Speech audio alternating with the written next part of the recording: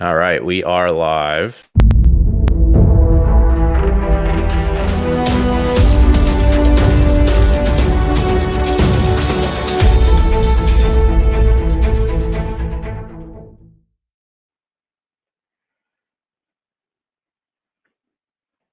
All right, today we're live. Good morning, everybody. We're live with James Spence of JSA. If you don't know JSA, I'm sure you've seen the little stickers on all the autographs that you purchase. Hopefully, you're buying something that's authentic. They've been the leader in the autograph authenticating world since 2005. That's correct. And today we are privileged to speak with James Spence III. So welcome. How you guys doing? Good. And Thanks you're for having me. From Florida today? Yes, I'm in Boca Raton, Florida, and our office is in Fort Lauderdale, Florida. Nice. Is there still an office in New Jersey? There is. Yeah, we've had the office in Parsippany, New Jersey since 2008, I believe. Nice. We launched that. And that's not far from us. I've worked in Parsippany many times. It's a little less than an hour, I think, for me from here. Yeah. There's a lot of companies there. I think T-Mobile has their headquarters there. Cadbury, those delicious Cadbury eggs that everybody loves. I think they come out of Parsippany, New Jersey. So, could you take us back and kind of explain how the company started and all the backstory? So autograph authentication was developed in 1999. It was by actually one of our competitors, PSA DNA, and they reached out to my father. My father was a dealer during this time, and he was a dealer since the late 80s. And he had built up a great reputation of knowing autographs. People used to come to his table and say, "Jimmy, is this Babe Ruth real? Is this Roberto Clemente real?" And it got to the point where so many people were coming up to the table that he needed to start charging for his services. So he did that privately while being a dealer, and caught winds of this company, and they decided to launch something in addition to their card grading and their coin grading and stamp grading and all that kind of stuff. So autograph authentication was brand new in 1999. My father helped build that authentication service for our competitor, and then decided he wanted to do it on his own. So in May 2005, JSA was launched, and that was actually in Orwigsburg, Pennsylvania. That's where JSA was officially launched. Nice. So, was there any bad feelings when he kind of branched out on his own from PSA? No, I mean, I think he wanted to be his own boss. He saw his different vision. He wanted to go a different direction with autograph authentication, and wanted to stay on the East Coast. They were pressuring him to move out to the West Coast at that time. So I think it was a very, very good move for my father, and it was obviously a risky move to start your own company. I don't know, starting any company is a huge risk. It's a lot of work, but if you put the work in and you hustle, you're going to be guaranteed good results.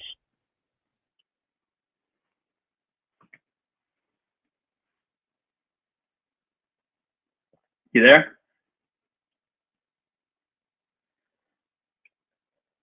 Am I still with you?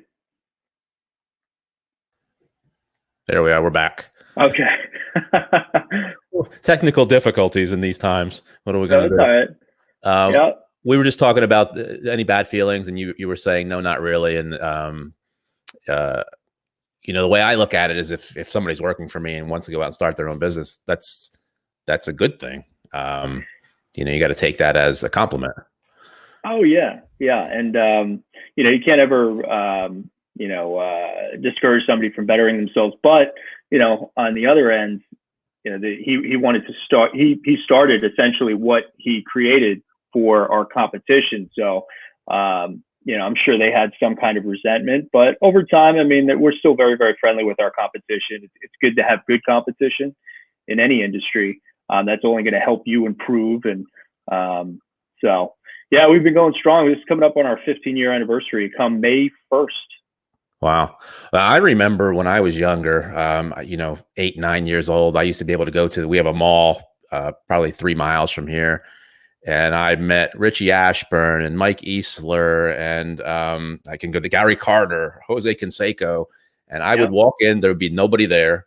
I would walk right to the table, and it would be free. Or then it started to become $5, and then $10. When did the autograph industry kind of blow up to what it is today? In the late 80s, autograph collecting became very, very popular. And we need to thank Mickey Mantle for that collecting craze. I think every baby boomer wanted to meet Mickey Mantle. And with meeting him, you have to, have a piece of your memory. So, an autograph was that cool thing that you can obtain, or that 5 seconds that Mickey Mantle spent with a piece of paper or a photo or a baseball. And people cherish that. And now it's a $500 baseball. So that was a pretty good investment for anybody that decided to go to a local mall or go to, the pizzeria, or there was some random places that some of these superstars were signing autographs. I mean, in the late 70s, before Thurman Munson passed away, he used to sign autographs at a local pizzeria in northern New Jersey. So can you imagine? I mean, if you had the foresight to bring like a dozen baseballs to have Thurman Munson sign them, I mean, they're worth a fortune now. A clean Thurman Munson baseball on the sweet spot with no personalization can go for $10,000. So I remember my first inclination that it was turning into a business was I was at the 500 Home Run Club show. It was in Atlantic City, where a few of the players ended up getting in trouble for some tax evasion. I think I was 10 or 11 years old, and then at that time, still it would be a bargain today. You met Ted Williams. I think it was $75 for an autograph. You went up to the table, and I don't know how much that poster is. It's at my other house right now. I'm sure it's worthwhile. But you go to shows now. I mean, you can spend quite a bit to get somebody's autograph, and then that's why I guess authentication comes into play now. So we're dealing with a little more money. Yes. So you're spending good money on your autograph. Sometimes you're spending $250 to get Chris Evans, Captain America's signature. And, it's a worthy investment to put that authentication behind your Chris Evans. Even though you saw it signed 10 seconds ago, you don't know how you're going to feel about that piece come 10 years from now. And you might, stop liking Marvel movies, and you're like, you know what, I want to sell this piece. And that piece could appreciate in value. So it's a one-stop shop when you go to these conventions now, or these Comic Cons. We're set up at every one of them, every big one, every small one throughout the country into Canada, and you can get your piece authenticated right then and there. So I see, I buy a lot of autographs, or I like to get autographs. I prefer to get them myself, but you see a lot of dealers actually supply their own certificates of authenticity. Why is that an issue?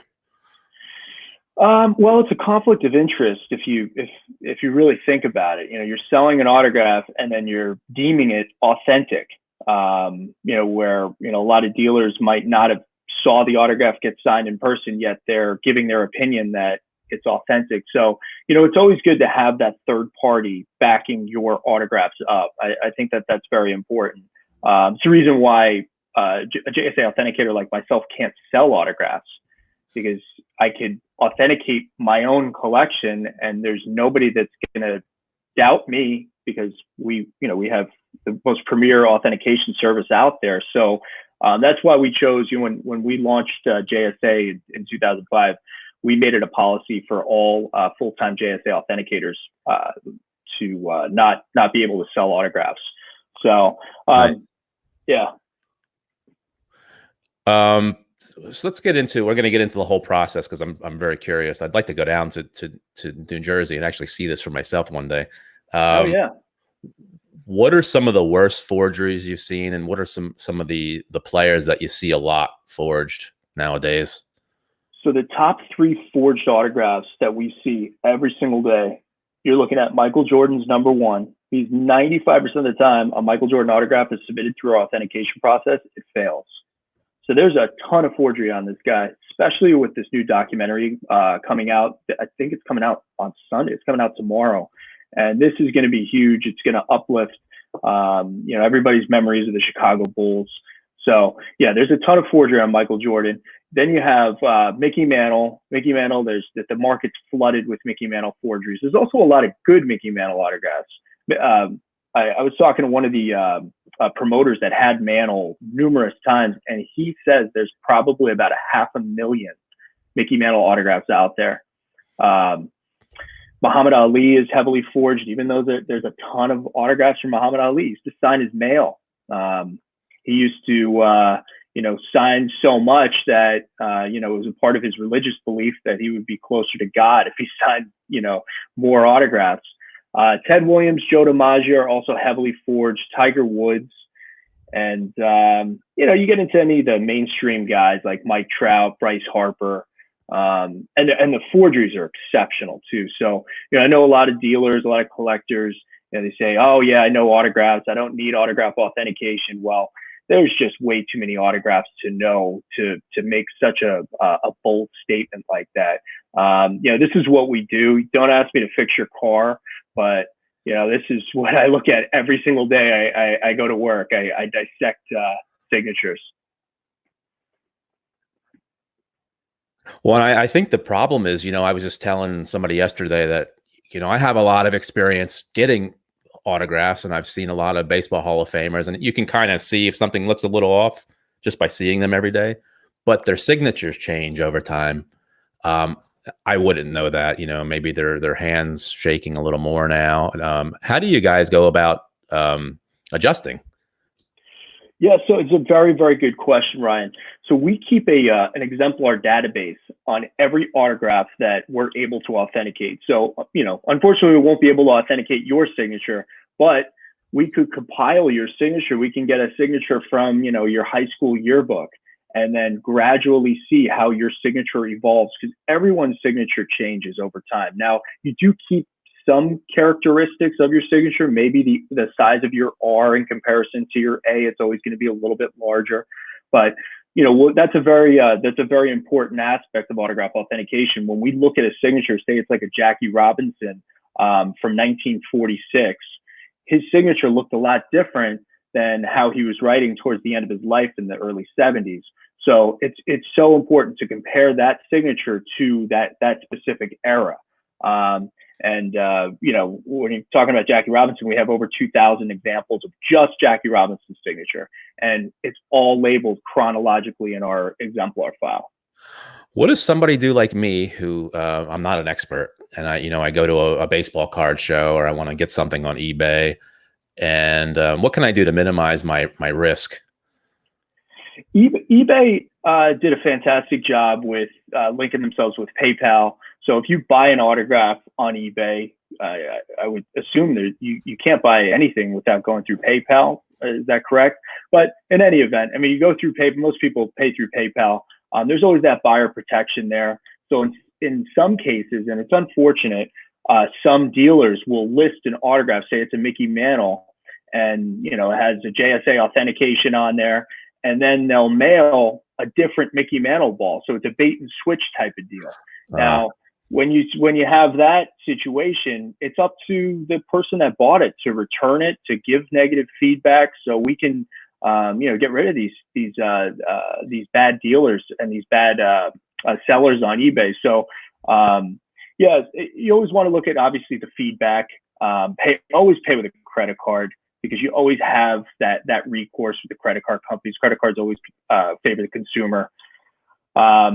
And you can look at, his other items for sale to see if, he has other items that are authenticated, and, just build that confidence with that specific seller. Have there been instances of forged JSA authentications? Yes. And they're pretty poor attempts. But, at the same time, to the novice collector, some people, this is their first time buying an autograph on eBay, and they don't know any better. So definitely do your research. Make sure that the letter of authentication, like if it comes with our letter of authenticity, it's printed on our watermark stationery. It matches to our database. If you go onto our website and you type the alphanumeric code in, you'll see a picture of the baseball or whatever signed item that you have. and it matches to your letter of authentication. So we go above and beyond with security measures. But it's unfortunate that some of these guys out there, they make at least an attempt to forge certificates of authenticity. But it's amateur hour to us, but you still have to be very careful out there. So could you tell us about some of the things that maybe just you opened it up and you were like, holy mackerel, like some amazing discoveries, good or bad, authentic or forged? Yeah, I mean, we see it all, Ryan. Before it goes into auction, before anything is unveiled to the public, it comes to us first. So we literally see every cool autograph out there before it hits the market. We sometimes it'll randomly come through the mail. We'll see a beautiful 8x10 Frank Sinatra, that's just so bold, and it depends on what you enjoy. If you enjoy music or if you enjoy sports, we've seen a lot of cool artifacts, a lot of personal artifacts too. That's the one thing that I'm always blown away by, is like a handwritten letter from Ty Cobb that's complaining about, I don't know, his cleaning service or whatever. It has absolutely nothing to do with a fan request for an autograph, but it just has that piece of his day written like on a 2-page piece of paper, and all handwritten in his actual hand. So we see a lot of that cool stuff. Speaking of Ty Cobb and a cool piece, we actually had one that was submitted not too long ago, and I believe we posted on our social media, and it said it was a postcard. It said signed Ty Cobb, and then underneath it says led up on this. So a person back in the 50s was routinely asking for Ty Cobb's autograph, and Ty Cobb actually kept track of who was sending him autograph requests, or his secretary. And he found out, and he still reluctantly signed it, but he also wrote that little personal note to stop requesting for his autograph. Speaking of Ty Cobb, so I don't know if you can see that, but it's Ty Cobb. Okay, cool. Yeah, I can't see with the glare, but yep. Anyway, so I have questions about this. I'm going to send it out to you guys. Okay. A lot of people, Ty Cobb signed in green ink for some reason. So people think that, just sign Ty Cobb in green ink and there you got an authentic Ty Cobb autograph. You picked up on that. But okay, so I have my autograph. Can you take me through my process? How do I get it to you, and then what happens from there? Yeah, so you have a Ty Cobb autograph. You have a choice. Right now, unfortunately, we're not doing any public events. A lot of those have been canceled throughout the entire country and the world. But both of our offices are still open. So we have an office in New Jersey, and we have an office down here in Fort Lauderdale. And you could pack that index card up and just make sure it's securely packed. You could send it to USPS, FedEx, UPS, and just include a submission form. And once the autograph gets to either JSA location, we put it through our authentication process. And, we have a panel of authenticators. It's not just myself and my father making these decisions. These are all trained JSA authenticators that have been with us for a very long time. And they all have their own specialty. My niche is vintage baseball, just like my father. That's what I learned my whole life. But we also have guys that know modern baseball. We have guys that know just boxing. So there's just so many personalities out there to know everybody's autograph. It's impossible. You need to become intimate with certain signatures. There's a lot of good forgeries, especially on Ty Cobb. And he also has, vintage secretarial versions out there too that, even though the age of the ink looks absolutely perfect, it was signed by a person that was signing autographs for him because he just was away at that weekend, or just didn't have time to appease his fans through the mail.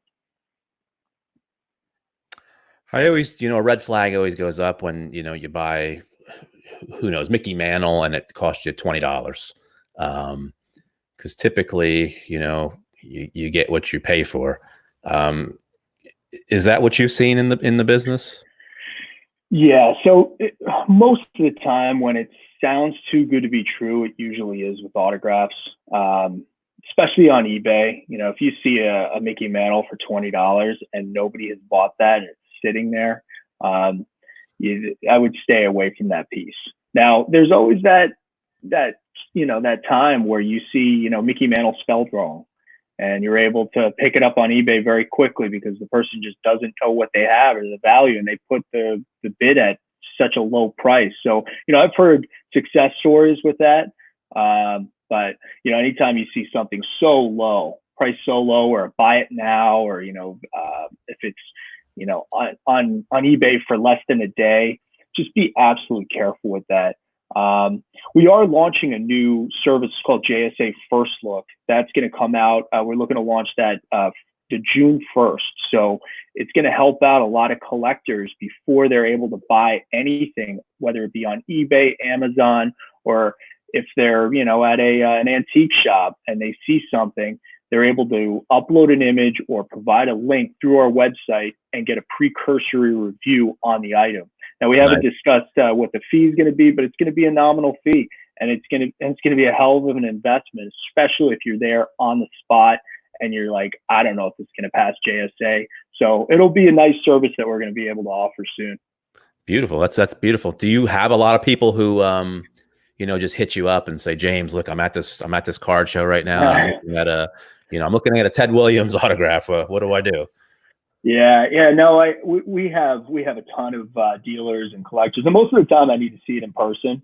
But it's my email box gets flooded with that kind of stuff, and I guess it's all part of the game. But a lot of impulse buys out there every day. And now you're in the service business just like I am, so I know that not every customer is the nicest person in the world.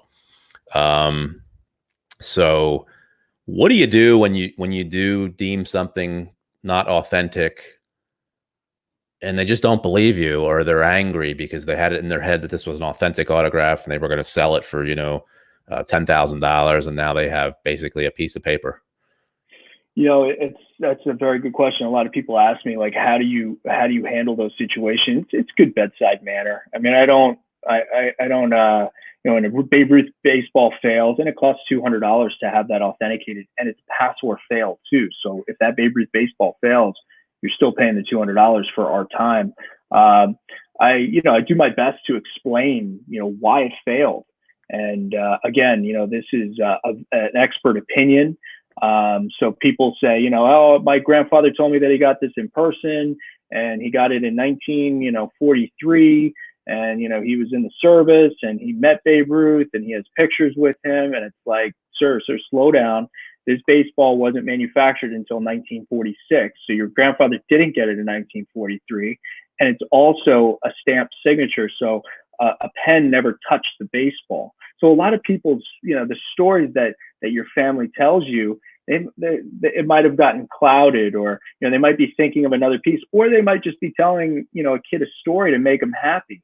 So, when we look at stuff, we know when the baseball was manufactured, when the ink was available during that time frame. So, when we hear, the collector or the submitter say, all this information that they've been believing for the past 50 or 60 years, and we crush them with it, it's very hard to take, but more information, the better. I've learned that, if you're able to explain yourself, with facts, it's hard to dispute that, hey, this baseball was not even manufactured in 1943. So your grandfather must have got a different ball and gave you this ball because he was just trying to make a kid happy. But yeah, to answer your question, Ryan, it's all about good bedside manner. You can't just finger roll, a rejection at somebody. You need to, they deserve, your time and be able to explain, why this Babe Ruth failed or why this Michael Jordan failed. Do you ever, I know you deal with auction companies, auction houses. Have they ever tried to put pressure on you to, pass this through? You don't have to give me any names, but, just trying to get something through because they need to sell this? In the early days, I remember my father saying there was an enormous amount of pressure from a lot of the big auction houses. Now that we've established our reputation to be the gold standard in autograph authentication, we get very few times where, you know, a person is trying to lobby for an autograph. Now, hey, if something like, you know, we want to stay away from something, because sometimes, you know, we're not able to make a decision on an autograph. Sometimes it's just so, you know, unusual, or it's signed in an odd spot, and we just don't feel comfortable putting our name behind that autograph. Now, we can always look at it again, you know, a year from now, and our exemplar file is always evolving. So, you know, that's always an option for a lot of these auction houses. But yeah, I mean, in the beginning, when autograph authentication was very new, we had a lot of that, and we had a lot of angry people saying, you know, how could you fail this, Mark McGwire? So that's when, you know, the McGwire Sosa thing was crazy, and McGwire's autograph was so heavily forged during that time. He wasn't signing autographs. I think Sammy Sosa was signing autographs at the time, but McGwire just refused it at the ballpark. And in result, forgers needed to supply the market, because McGwire baseballs were selling for over $1,000. Now I think it's like a $50 baseball with JSA certification. So wow. Yeah, so we had a lot of feedback, you know, during that time, but now it's very accepted. When we say something failed, it's you know, very, very few times do we have somebody you know, lose their crap and try and tell us that we don't know what we're doing. But most of the time we just overload them with information that they just don't know what to say. And even if they had something prepared, we know more than them about the autograph and the piece. So it's kind of a hard argument for them. I was on your YouTube channel and I was watching a video. I believe it was your dad. You had a Babe Ruth baseball, and it was in I'm just using layman's terms. It was in a light box. Yep. And he could see other attempts at the forgeries. Could you tell me about that story, and then some of the different tools that you use that you're able to let us know that you can use? Yeah, that was a popular video, and it's a very common occurrence at both offices. The machine that he was examining that baseball is called the Video Spectral Comparator. It's actually it's also used to be right back detect. With us. You there? You there?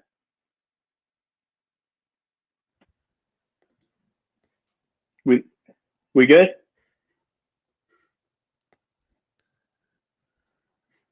We still here? Right, there you are. Good. So we were just talking about the different types of tools and things that you have at your disposal that you can tell us that you use, things that aren't trade secrets, and about that baseball. Am I still live? You're breaking up on me, but I can see myself clearly. Good. We're good? Okay. Yep. So that box that he put that baseball under is called a Video Spectral Comparator. And what that is that uncovers different pen pressure from either a ballpoint pen or a fiber tip marker or steel tip fountain pen. And it emits all sorts of different black lighting, UV lighting, and we're able to see stuff that you can't see with the naked eye. So that's essentially what he did. He threw, you know, this Ruth baseball underneath, and he saw the forger's attempts. Instead of the forger getting a new baseball, you know, forgers are cheap people, so that's why they forge things on photos and 3x5 index cards, because they can mess up and then they could just grab a new photo. So this forger decided to just recycle the same baseball when he made all these poor attempts at the signature that he was trying to forge. So that was pretty funny, but I see that time and time again. I'll see, just like an obscuration or any type of odd removal on a baseball, and then what they'll do is they'll paint over the baseball. They'll find the exact paint that matches the baseball and paint over it. Well, under the Video Spectral Comparator, you could see through that paint. You could see the indentation again in the steel tip fountain pen. So it really makes our conclusion a lot more concrete when we're able to see stuff like that.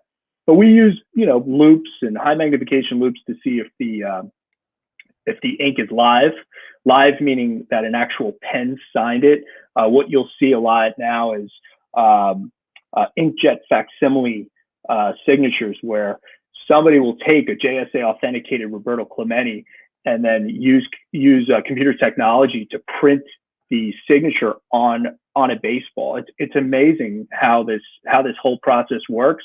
But if you put that under a high magnification loop, you could see dot matrix all around the autograph, and there's absolutely no indentation or no aging or anything like that when you examine it under a high magnification loop. So you guys are always, you have to keep ahead, because we do. Yeah. In any business, people are. You're breaking up on me, Ryan. You there? There you are. We're back. So yeah, people are going to try to find any little loophole to try to make an extra dollar. So I mean, you guys have to be on top of your game and ahead of everybody. Absolutely, yeah. It always amazes me the effort that goes into what these forgers do. I mean, if they just spent 30 minutes of this precious time doing something good for society. Yeah, I always shake my head at like how much effort the forger put into just trying to replicate a Jackie Robinson signed baseball. And it's like, wow, you just wasted hours to just fool somebody. And what are you doing? But if there weren't forgers, I wouldn't be doing this. I'd be doing something else. So I guess I have to thank them. I don't know. I was on your on the website, and you have a list at the very bottom. It says JSA Authorized Dealers. Can you tell me what goes into becoming one? Yeah, so the JSA Authorized Dealers goes back to, hey, where can I buy, solid memorabilia so I don't get fooled on eBay? Well, any of those dealers, those shop owners, all throughout the country, into Canada, you can check out, wherever you're located, whatever state you're in, and you'll see a dealer there that has routinely used our services, that is a very high reputation in the autograph community, and you could buy with confidence.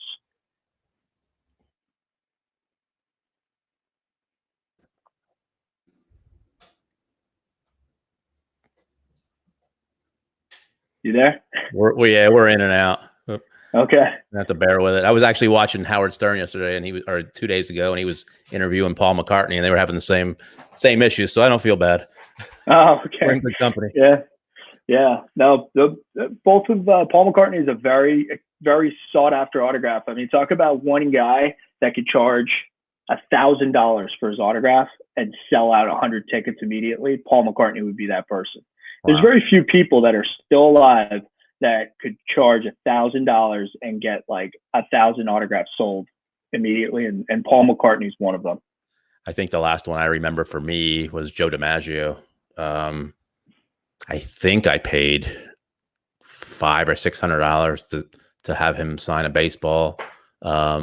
Probably 20 years ago, 21 years ago, somewhere around there, maybe longer. Yeah, it sounds right. It sounds right. In towards the end of his life, he died in 1999. He was charging a crazy amount of money for his autograph, because autograph collecting became very popular in the mid 90s. When Mantle passed away in 95, people realized, I got to get Joe Dimaggio, I got to get Ted Williams, I have to get Willie Mays, I've got to get Hank Aaron. So these guys realized, wow, I could charge double of what I was charging in the 80s. And it came to Joe Dimaggio wouldn't sign baseball bats. He became very strict on the items that he would sign. Even if you offered him a crazy amount of money, he wouldn't sign anything to do with Marilyn Monroe. That was his big thing that he wouldn't sign. So a lot of dealers would try to trick Joe Dimaggio and frame Marilyn Monroe's face or put like a map board over her entire body, and then he would sign it, not knowing that it was an actual piece, a picture or anything related with Joe DiMaggio and Marilyn Monroe. Who else have you seen that's been just very, really popular to get? For me, I remember Ted Williams. You just said Joe DiMaggio, Mickey Mantle. Mm-hmm. And then there's some who there's just a boatload of autographs. I'd assume Pete Rose. There's a lot of Pete Rose autographs. Do you see tons? Do you see forgeries with people who are just signing, all day long, like a Pete Rose? Yes, believe it or not, we do see forgeries of Bob Feller, Pete Rose, Al Kaline. Guys have been signing autographs for the past 70 something years. I mean, Al Kaline just passed away, but Rose probably has more autographs out there than any other athlete or celebrity. He signs every single day in Las Vegas. Wow. Yeah. But we do see forgeries of them. Wherever there's value. I mean, if the autograph's worth $20 or more, you're going to see a forgery out there somewhere. And usually it's rarer to see a forgery on a Bob Feller than a real one. I think people used to say that it's rarer to see an unsigned Bob Feller than a signed one. Or rarer to see an unsigned than a signed one. I thought that was funny. Do you don't have to mention any names. I don't expect you to do that. But when you see certain dealers or companies or auctions, do you automatically, does the red flag go up and you know that, hey, I've seen a lot of forgeries coming out of this company? Yeah, I mean, there's a few red flagged dealers and different venues that sell autographs, but it doesn't mean that they don't have any real autographs. I mean, our job is to look at everything objectively, regardless of where it comes from, and that's what we do, and that's why we have the reputation that we have, because there's always people out there that like to test you. When you're on top of your game, there's always going to be that person to send in an autograph with accompanied by a letter of authentication from a terrible company out there that has just nothing but negative feedback, and it could be a perfect autograph, and we've seen that. So just because it comes from a certain place doesn't necessarily mean that it's fake.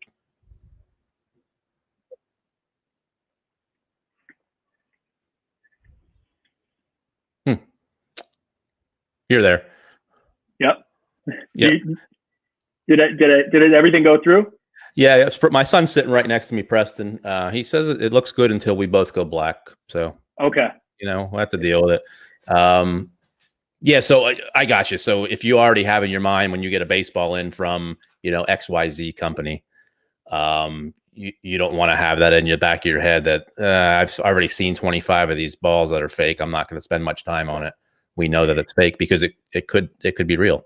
It could very well be real. Yeah, you could be looking at a tub of fake stuff, and there could be one real autograph at the very bottom. So, when we're trained as authenticators, we have to look at each and every single signature that is submitted. We can't just, look at the first autograph and say, guilty by association. It's all bad. Wrong thing to do. And you're gonna get some negative feedback if you ever do something. You have to put the effort in, just like anything you do. You got to take pride in what you do, and with us, you have to look at every single autograph objectively. What's the most ridiculous forgery you've seen? Like, if I just signed this piece of paper, Mickey Mantle, and I took no time to try to forge that. What's the craziest thing you've seen? Oh God, I've seen where forgers just sign like a Rawlings Bud Selig baseball with Babe Ruth's autograph on it, and then somebody, the most amazing part is not the forgery, because somebody just might be goofing around, but the person that consciously will send that in to our office and ask for authentication on it. And it's like, a simple Google search can tell you that Bud Selig wasn't even born, when Ruth died. So I could be, no, he's probably born before 1948, but in any event, he wasn't a commissioner of baseball, and the ball was manufactured in 2000. So we'll see stuff like that. Define ridiculous. Even like real autographs. We'll see some pretty interesting things that are submitted through our service. People collect all different things. It's not just sports. It's not just music. People collect serial killers. We've seen that. We've seen Jeffrey Dahmer's like a correspondence letter that somebody wrote to him in jail. I mean, people are fascinated. On the wall behind me. You have one? I have David Berkowitz. I have a bunch of them. I have David. Oh, okay. Well, yeah. So that's what I'm saying. Like, we all collect what fascinates us, and it's not that we're obsessed with what they're doing. It's a very intriguing culture to collect the the mob bosses, or to collect the the infamous people, because there's just such a scarcity of autographs out there. I mean, they don't do signings; they have to do signings at Shackles. But we see it all, and it makes going to work very interesting every single day. I love what I do because it's not the mundane. I don't see Mickey Mantle, Joe Dimaggio, Ted Williams on every single submission. I see Stephen Curry and Led Zeppelin, and cool things like that are pretty fascinating. We were talking before we went live here, and I was telling you about the baseball card industry has just, with everything going on with unemployment and the pandemic and nobody's working, it's been strong and probably stronger than it was before it happened. Prices are way up. How has the autograph business been? The same. Everything has gone. People are selling more online. I think that has a lot to do with people just confined to their apartments or their homes, and they try to have that comforting feeling by looking on eBay and saying, oh, you know what, I have to add to my collection. It's going to make me feel better. I mean, it's human nature to collect things, whether you collect magnets or stamps or baseball cards or autographs. It feels good when you get that piece. You're able to win that piece that you've been looking for forever, and now it's in your possession. You can cherish it. You can show it to your friends and hang it up on the wall, and it just makes you feel good. So I think in times like this, that is comforting to people, just like eating, a chicken pot pie or some pierogies. So yeah, we've seen a spike in mail-in submissions, that's for sure. And almost every dealer that I'm talking to that has a very large online presence is doing very well right now. And I was just going to ask you, how have you guys been affected since it all happened? You still do mail in, so that's not affected really, other than maybe postal times, delivery times. How about everything else? I know you do a lot of things in person.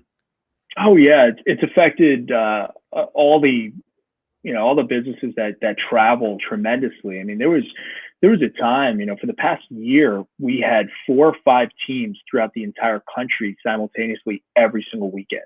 I mean, you tell me, oh, where are you guys today? Well, we've got guys in Seattle, Nashville, Dallas, Chicago, New Hampshire, and South Florida. And that was like every single weekend. So yeah, it has slowed down in that respect, but there's still, the abundance of mail-in submissions. Once they lift this lockdown, I don't think the Comic-Cons or the conventions, the big ones at least, if you ask me, I don't think they're going to happen until 2021. So a lot of maybe the smaller shows, maybe the 50 dealer shows, the local show in Eastern Pennsylvania, that'll probably do real well considering, the national convention in Atlantic City this year. I would be very shocked if that actually happens. So it's kind of depressing to say that, and I'm an optimistic guy, but yeah, those big social gatherings are likely not to happen until next year. Did you have to adjust your work staff? I mean, all those people that are going out in person to shows.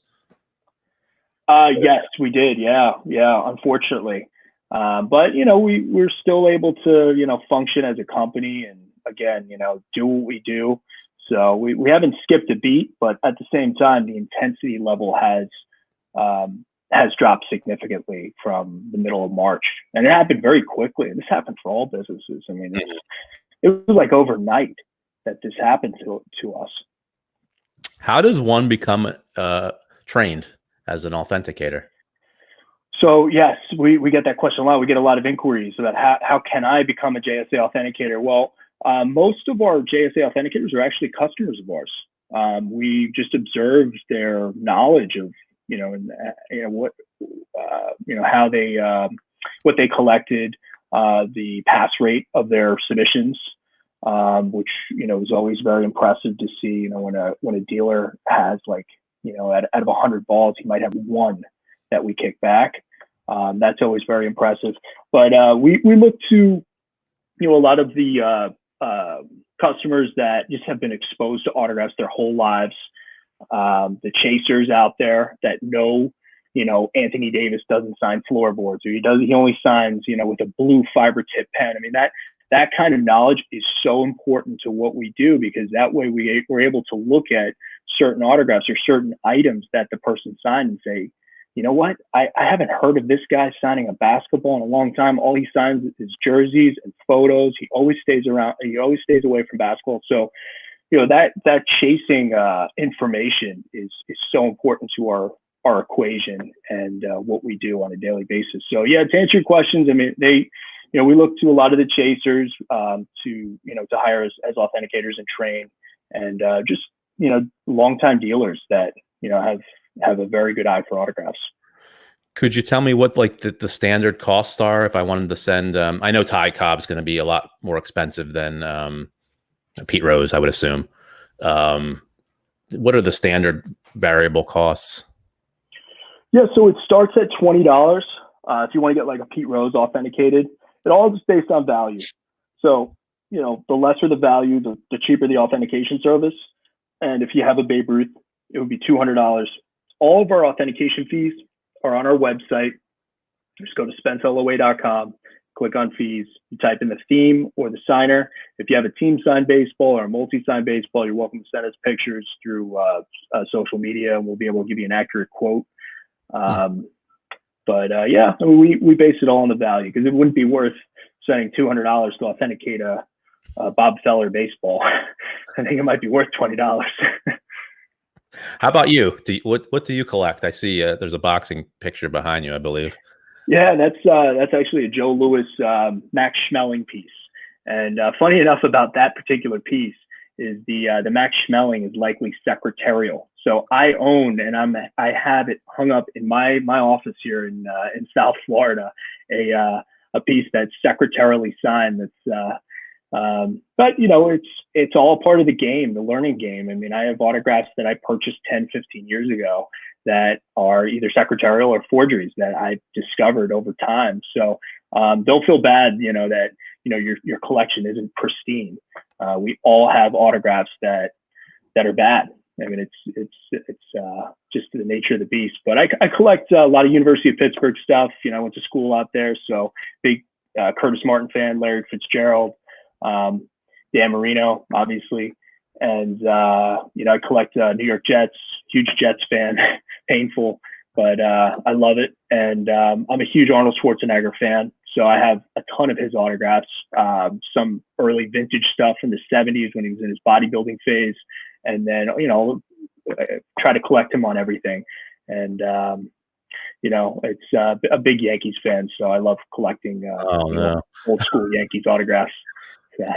I'm a Mets fan. Okay. So I have my struggle, and a Cowboys fan. So I'm struggling in both ways. Yeah.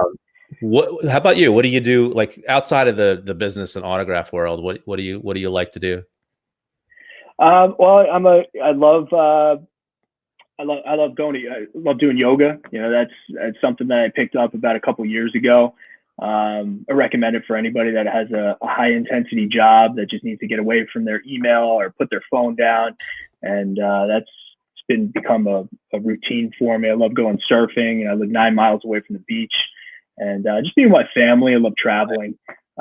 Used to love traveling to all these exotic places, but now that I have 2 daughters, we're going to Disney World a lot.